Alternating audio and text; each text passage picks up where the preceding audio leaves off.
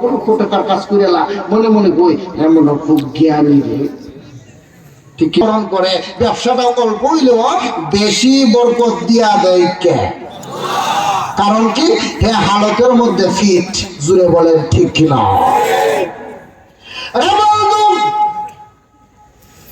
ইবলিস শয়তান মালিকের সাথে পাল্লা দেন আপনি যে হালত দিয়েছেন হালত ঠিক থাকবে না একবার পরীক্ষা করে দেখেন ও কাকে পরীক্ষা করতাম ও শিল্পপতি যেহেতু আইয়ুব আলাইহিস সালাম তারই পরীক্ষা করেন যেহেতু হযরত আইয়ুবের অনেক বকরি আছে অনেক মেষ আছে তারই পরীক্ষা করেন যেহেতু হযরত আইয়ুব অনেক ব্যবসায়ী বিজনেসম্যান তারই আপনি পরীক্ষা করেন যেহেতু হযরত আইয়ুব একজন বাদশা এবং বাদশার অধিকার রাখে তাকে আপনি পরীক্ষা করেন বলে কি করব সব বকরিগুলো আপনি মেরে ফেলেন ঠিক আছে মেরে ফেলবো মেরে ফেললে কি হবে দেখবেন আপনার প্রতি নারাজ হয়ে যাবে নাউজুবিল্লাহ জোরে হবে আল্লাহ হঠাৎ করে সমস্ত বকরিগুলোরে নিষ্মিষ করে গেছে নিষ্পিত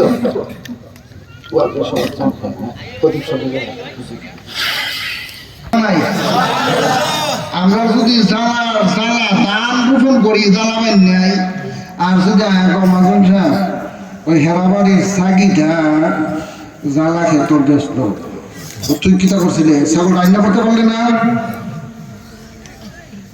ঠিক কিনা কিন্তু পয়গাম্বর বলে সর্বকৃষ্ণ বলে হ্যাঁ আলহামদুলিল্লাহ তো পয়গম্বর আপনি আলহামদুলিল্লাহ বলছেন কেন যিনি দিছেন উনি নিছেন আমার আলহামদুলিল্লাহ বলা ছাড়া আর কোনো উপায় সুবহানাল্লাহ দি নাই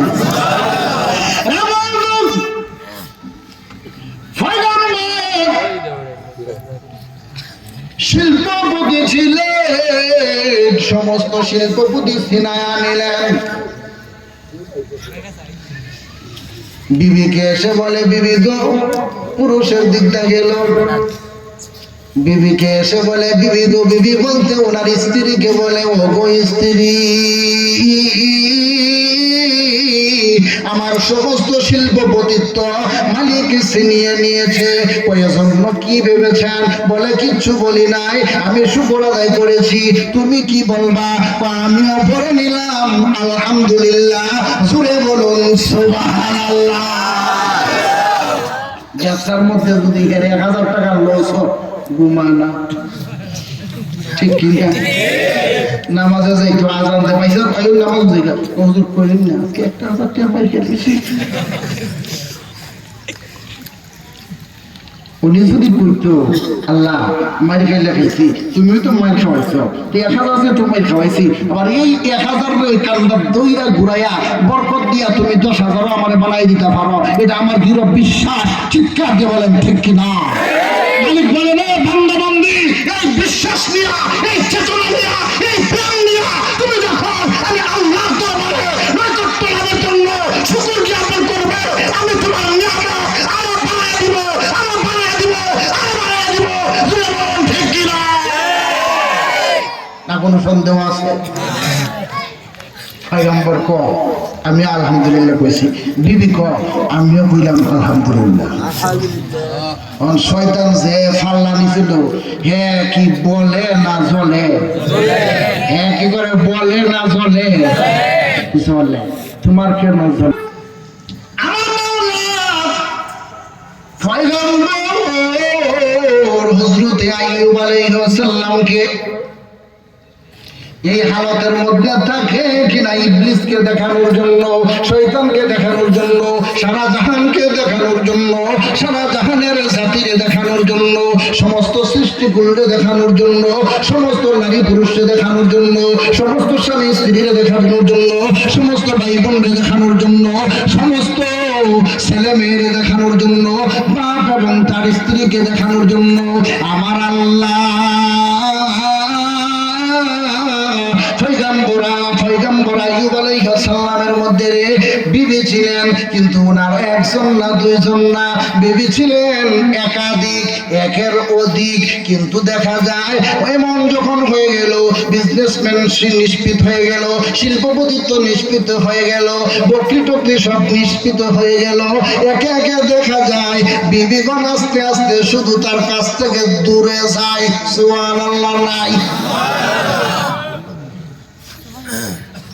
আমরা দেশের যে মা বোনের আম্মা গো, আপনার ওয়াজ, ও আব্বা আপনার ওয়াজ, ঠিক না?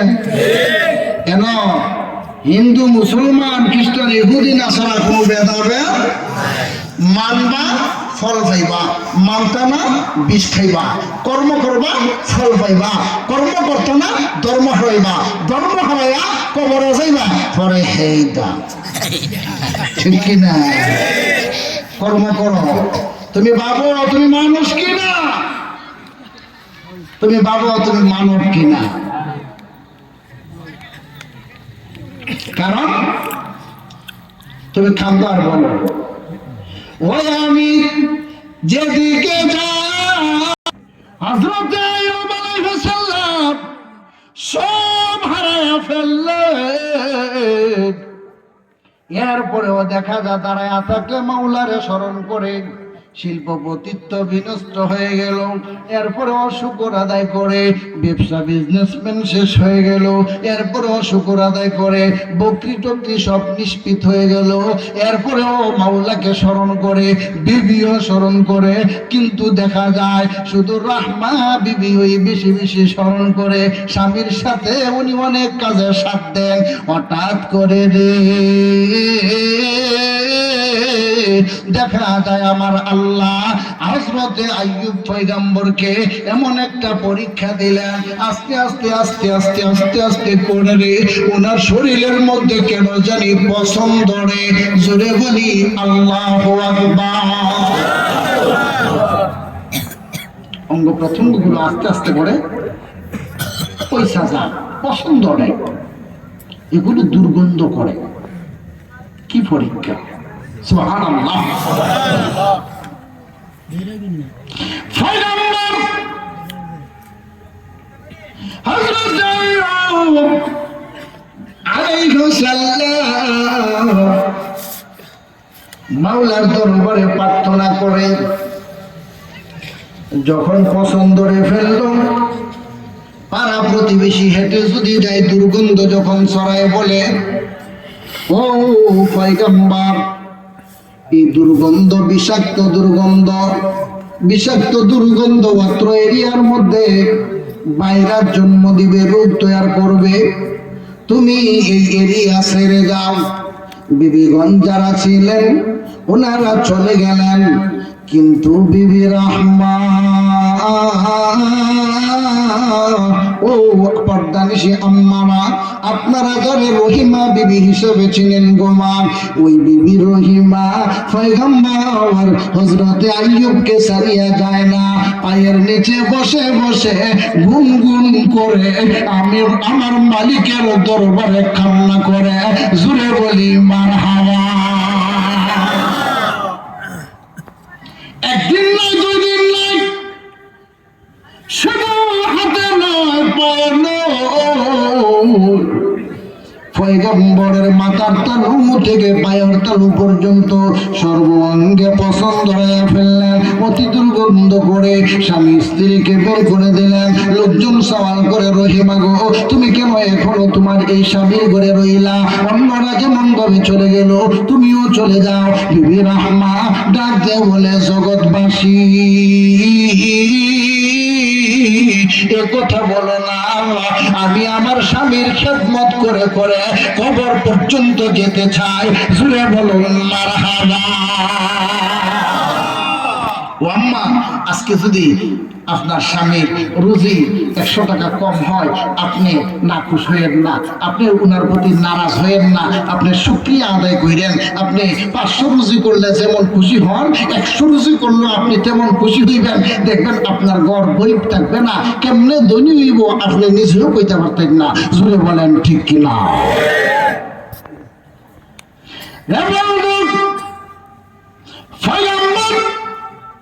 হযরত আইয়ুব বলেন, বিবি রহিমা গো, সবাই চলে গেল, তুমিও চলে যাও। বলে না না, আমি যাব না। মরুভূমির প্রান্তে বের করে দিলেন। মরুভূমির প্রান্তে থাকে একটা বৃক্ষের নিচে বসবাস করেন। যে দিকটা রাস্তা নাই, মানুষ চলাচল নাই, কারণ রাস্তা দিয়ে যদি থাকেন মানুষ হেঁটে যাবে, দুর্গন্ধ ছড়াবে, ভাইরাস তৈরি হবে, রোগ তৈরি হবে, রোগ সৃষ্টি হবে। এজন্য স্বামী স্ত্রী দুইজনকে তারা এরিয়া থেকে তাড়াইয়া দিলেন, মরুর প্রান্তরে দিয়ে দিলেন। যে দিকটা মানুষ চলাচল হয় না ওখানের মধ্যে থাকেন, কিন্তু পেটের মধ্যে ক্ষুধা। এরপরে একটা সেকেন্ডের জন্য আমার আল্লাহর জিকির বন্ধ করেন না। জুড়ে বলি মারহাবা। হাঁটতে বলেন, শুয়ে থাকে, শুয়ে শুয়ে রে আমার মালিকের জিকির করে। শুরুতে আয়াত ছিল, শুয়ে যদি জিকির করনেওয়ালা হয় সে হলো জ্ঞানী, বসে যদি স্মরণ করনেওয়ালা হয় সে হলো বুদ্ধিজীবী, দাঁড়ায়া যদি স্মরণ করনেওয়ালা হয় সে হলো প্রকৃত বান্দা এবং বান্দি এবং প্রকৃত জ্ঞানী। জুড়ে বলেন ঠিক কিনা? শুরুর আলোচনা শেষের আলোচনা মিল থাকে কিনা, আয়াতের তাফসীরের নিরিখে আলোচনা মিল থাকে কিনা লক্ষ্য করবেন। মারহাবা বলেন। বিবি বলল, স্বামী গো, ও স্বামী, যা কিছু ছিল সাথে নিয়ে এসেছিলাম। কতদিন হলো? একদিন নয়, 2 দিন নয়, 1 সাল নয়, 2 সাল নয়, 1 বছর 2 বছর নয়, 18টা সাল, 18টা বছর পয়গম্বর আইয়ুবকে আমার আল্লাহ বনবাসী করেছিলেন, কিরা জর্জরিত করাইয়া দিয়েছিলেন। আপনি আমি যদি একদিন হয় স্বামীর যদি প্রচন্ড একটু রোগ দেখা দেয়, বিবি চিন্তাধারা করে আমি বাপের বাড়ির যে মুগা। আমার আম্মারা কইব, এবারে আমরা তো মায়া করি, বেটা দিয়ে আমরা দেখো না গো আম্মা, আপনারে কই না, যারাই তা করে হেরা দেখো, ঠিক না? তো যারা করে হেরা তো কইমু, তো না কইলে হেরা শুনবো কি? শূন্য শূন্য তো হেরা মানবো, ঠিক না? আর যারা করে না হেরার উপরে তো সত্যই না, হেরা তো বালা। আর শূন্য যখন লাগবো তখন আর একটু বালাও আমার আল্লাহ কবুল করতেন। আমিন। অগপর্দানি সেবা খুদার পুরাতন বাজারের আম্মা, লক্ষ্য করুন গো মা, আপনিও তো মা, বিবি রহিমাও ছিল মা। মা কেন এত দামি জানে না সকলে, মা কেন এত দামি জানে না সকলে। আহা জানতো যদি পড়ত দেখে কোরআন হাদিস খুলে, জানতো যদি পড়ত দেখে কোরআন হাদিস খুলে। মা কেন এত দামি জানে না সকলে, আহা মা কেন এত দামি জানে না সকলে। মারহাবা বলেন। সময় বেশি হয়ে গেছে না, যার জন্য আর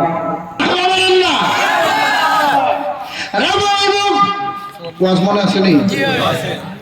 হযরত পয়গম্বর ডাক দিয়া বলে, বিবি গো, ঘরে যদি কিচ্ছু নাও থাকে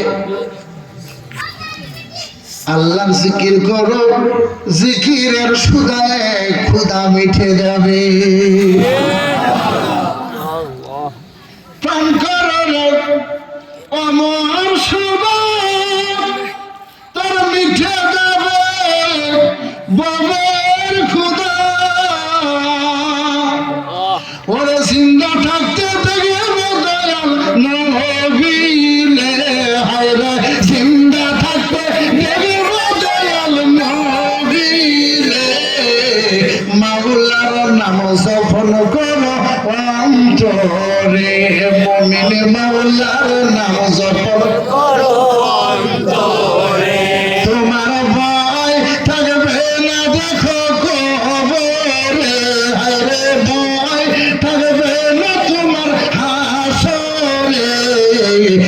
মাওলার নামটি জপন করো অন্তরে, হায়রে মাওলার নামটি স্মরণ করো অন্তরে, জোরে বলুন মারহাবা। একটু সময় ঘুমালাম,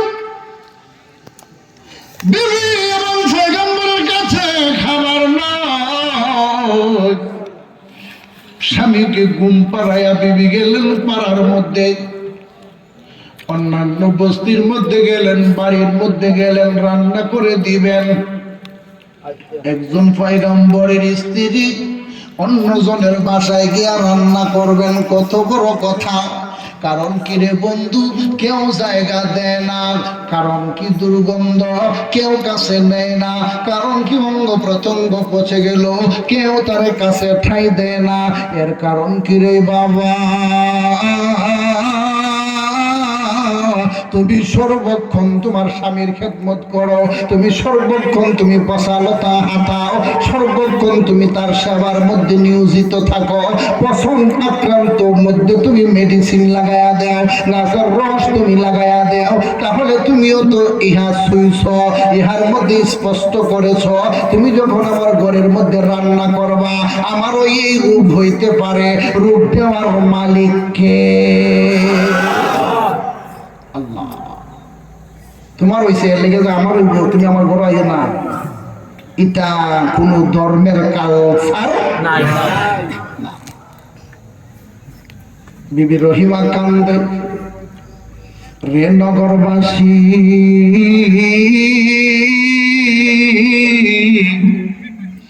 আমার স্বামী আজকে কত বছর হলো না খায় আছে, আমি স্বামীর হইয়া খাবার জোগাতে পারি না, মনে বড় কষ্ট। বাসা বাড়িতে যাই কেউ ঠাই দেয় না, কাজকর্ম দেয় না। বিবি রহিমা চিন্তিত, মুখটা ডাইকা পর্দার আড়াল হইয়া একা একা লুকায়া লুকায়া যায়, ঠাই যখন দেয় না আবার লুকায়া লুকায়া চলে আসে। কিন্তু বিবি রহিমার আমার আল্লাহ একটা গুণ দিয়েছিলেন অতি সুন্দর, চেহারাও বিবি রহমা অনেক সুন্দর ছিলেন, চুলগুলো অতি সুন্দর লম্বা ছিল।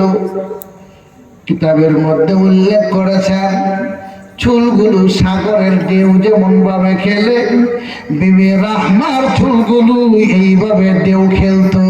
জুড়ে বলি মারহাবা। স্বামীকে রেখে দেয় না, স্বামীর প্রতি নাম হয় না, কারো বাসায় গেলে খাবার দেয় না, রান্না করে খাবার জোগাতে চায়, এরপরেও খাবারের ব্যবস্থা করতে পারে না।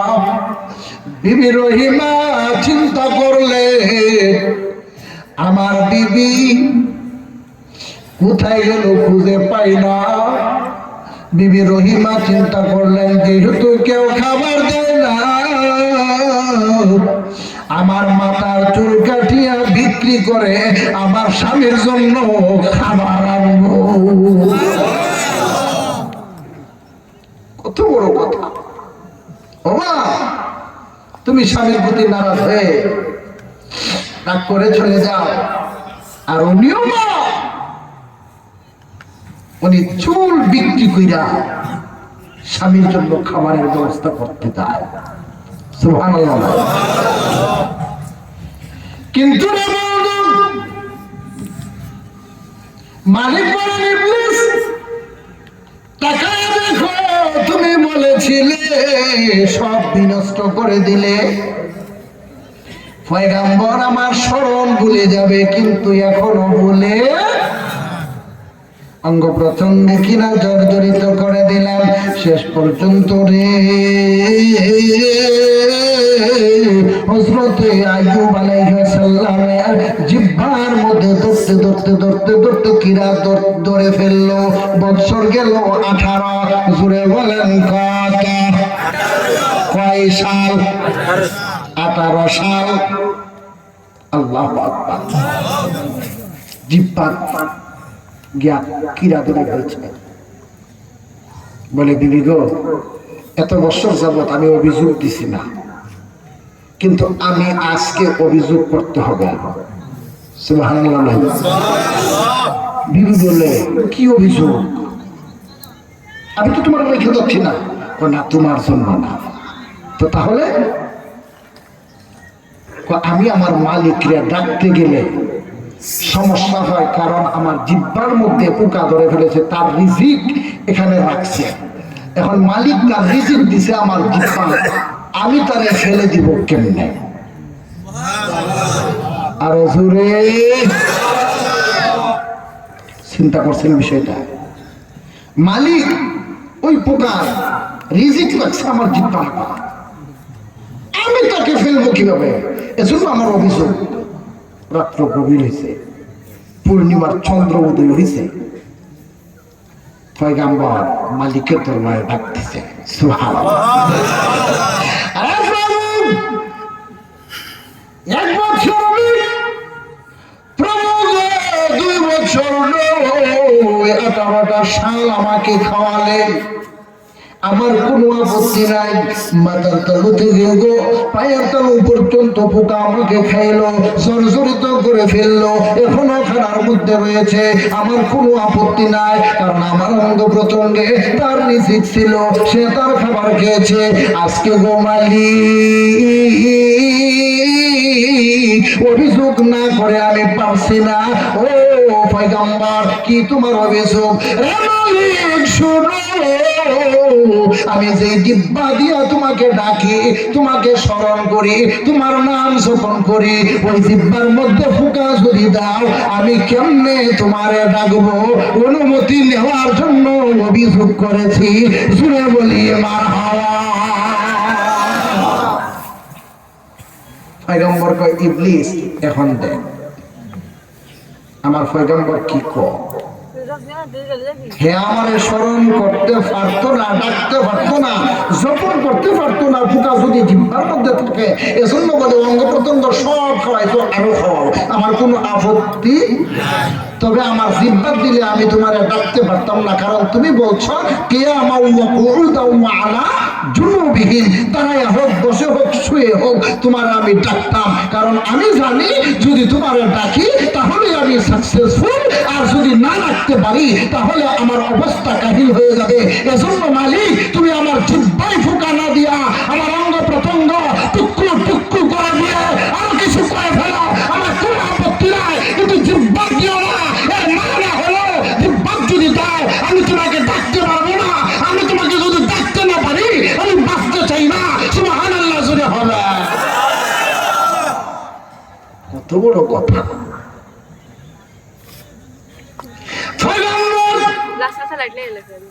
মালিকের দরবারে অভিযোগ করলেন, শয়তান এসে বলে, ও পয়গম্বর, তোমার বিবি কোথায় গেছিল? ঘুমে রেখা তুমি জানোনি? না, আমি তো জানি না। তোমার বিবি গেছিল বাজার। বাজারও? আমার বিবি তো বাজারে যাওয়ার কথা না। আমি দেখছি। নজরুল্লাহ কথা হইলে আমার বিবিরে 101টা দূরা মারা হইব। আমার বিবি কেন বাজারে গেল? বেপর্দা হইয়া তো হাওয়া, বেপর্দা হইয়া পয়গম্বরের স্ত্রী বলি বেপর্দা হয়ে গেছে। নাউজুবিল্লাহ, আসতে হয়ে গেছে। কথা হইলে 101টা দূরা মারা হবে, বেতের বাড়ি দেওয়া হবে। আল্লাহ ওহী দিলেন। সুবহানাল্লাহ।